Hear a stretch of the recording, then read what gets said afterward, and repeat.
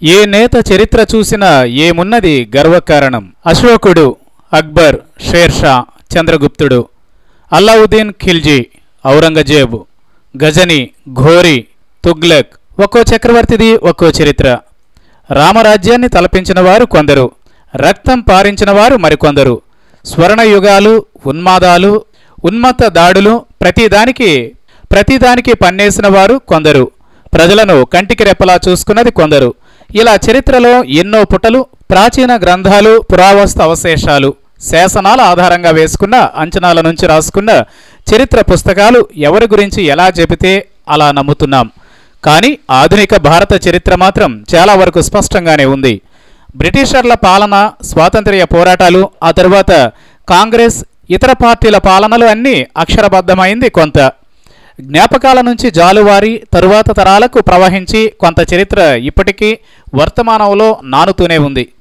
ఇకపోతే ఆంధ్రప్రదేశ్ వర్తమానం విషయానికి వస్తే తరువాత తరాలు ఇదంతా చరిత్రగానే చదువుకోవాలి. అందుకు చరిత్రకారులు, అనుభవశీలురు, అన్నీ చూసిన వారు చెప్పిన రాసిన చరిత్ర అవసరం లేకుండా రాజకీయ పార్టీలే కొత్త చరిత్రను రాస్తున్నాయి. ఒకరిపై ఒకరు చల్లుకునే బురదను అక్షరబద్ధం చేసే పత్రికల క్లిప్పింగుల నుంచి ఏరుకునే అవకాశం లేకుండా అన్నీ ఒకచోట గుదిగూర్చి ఒకరి అవినీతి చరిత్రను మరొకరు పుస్తకాలుగా చేసి పంచిపెడుతున్నారు. హార్డ్ కాపీకి తోడు సాఫ్ట్ కాపీలు కూడా ఉంటే బెటర్ అని పీడిఎఫ్లు కూడా అందుబాటులోకి తెస్తున్నారు. మొత్తానికి ఏపీలోని ఈ రాజకీయ చండాలాన్ని భవిష్యత్తు తరాలు బాగా అర్థం చేసుకోవడానికి ప్రధాన పార్టీలన్నీ గట్టిగానే కృషి చేస్తున్నాయి.